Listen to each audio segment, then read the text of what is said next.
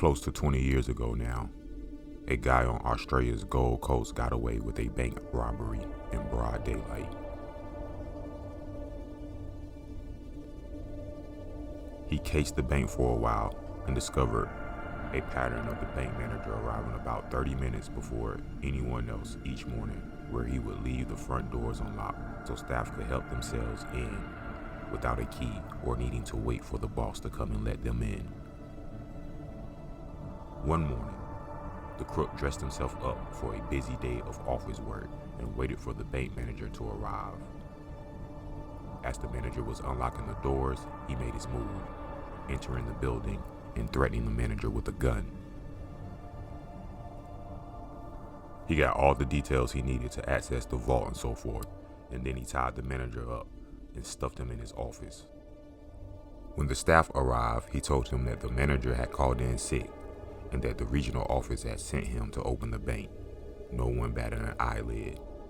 The bank had a small walk-in vault that normally only had $30,000 to $50,000 on any given day.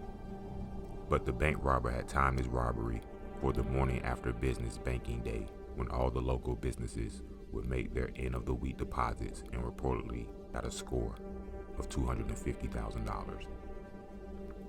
Once the vault was open, he pulled his gun out and invited all the staff to enter the vault and lock them in.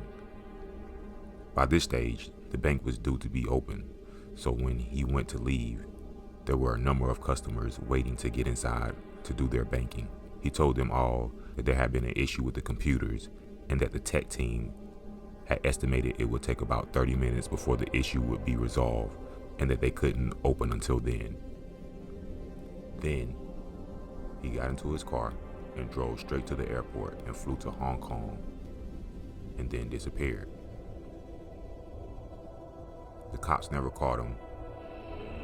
They knew he'd have had to leave most of it in Australia somewhere, because you can only take 10,000 cash in any currency out of the country before customs pulls you into their interview rooms. So the assumption was that he had to have an accomplice in Australia who would funnel the money to him slowly over time.